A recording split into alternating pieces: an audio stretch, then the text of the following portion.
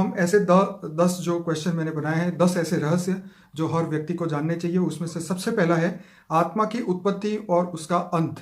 हम ये जानना चाहते हैं, जैसे गीता में कहा है कि आत्मा अजर अमर अविनाशी है, तो रियलिटी में आप जो समझाते हैं कि आत्मा की उत्पत्ति और अंत कैसे होता है, आप बताइए।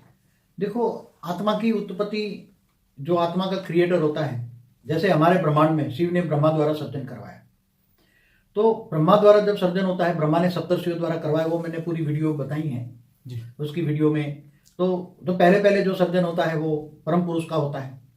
तो ये आत्मा की उत्पत्ति हुई, वो सब परम पुरुष थे। फिर धीरे धीरे धीरे अनेक पुरुष हुए, अनेकों से अपने अंदर से पुरुष ने प्रकृति को निकाली, पुरुष प्रकृति ने मिलकर फिर बहुत सर्जन किया ब्रह्मांड का। फिर वो नीचे गिरते गए, आत्मा की स्टेट डाउन होती गई।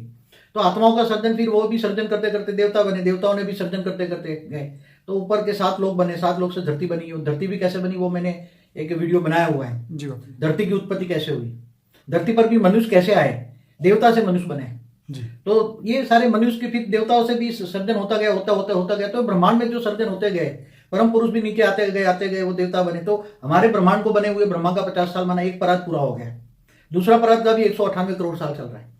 तो एक परात माना एक ब्रह्मा का एक साल बराबर 31 खरब 10 अरब 40 करोड़ साल होता है। तो सोचोगे जो पहली सृष्टि बनी है उस आत्माओं का क्या हाल होगा। टोटल मिला के तो अंदाजन 1600 करोड़ साल, 1600 खरब साल होता है, मतलब वो पहली सर्जन किए हुए। जी, मैं यहाँ इसमें ये कहना चाहूँगा कि जैसे गीता में बताया कि आत्मा अजर अमर अविनाशी है, लेकिन आप ये बताते हैं कि आत्मा की उत्पत्ति भी होती है और आत्मा का अंत भी होता है।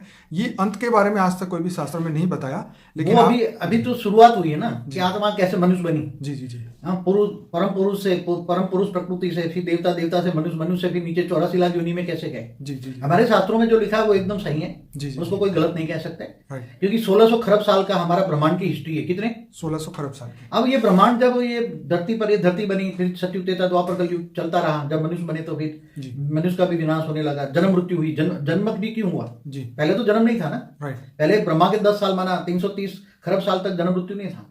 तो ये मृत्यु, अब आत्मा की अंत कब होता है ये सुनना, आप पूछा ना। जी जी जी। अब इस ब्रह्मांड की आत्माओं का अंत कब होता है? जब 4 युग पूरा होता है तो अर्ध प्रलय, फिर प्रलय, फिर कल प्रलय होता है। तब ब्रह्मा विष्णु, जब होता है विष्णु ये सूर्य में प्रवेश करके 12 सूर्य की रोशनी करके भूलोक, भूलोक, स्वर्लोक, तीनों लोग खत्म कर देते हैं। मगर उसी टाइम जो हाई क्वालिटी आत्मा होती है वो चौथे महलोक, जनलोक, तत्वलोक में चली जाती है। फिर उसमें आत्माएं जो एकदम मच्छर जैसी आत्माएं होती है उनका विनाश हो जाता है। कल प्रलय में भी थोड़ा आत्माओं का विनाश हो जाता है लोअर कैटेगरी की। मगर जब महाकल प्रलय होता है, ब्रह्मा का 100 साल होता है, तब ब्रह्मांड की आयु खत्म हो जाती है। तो ब्रह्मांड की आयु खत्म हो जाती है, तब ब्रह्मांड का मालिक शिव के पास पावर नहीं रहती।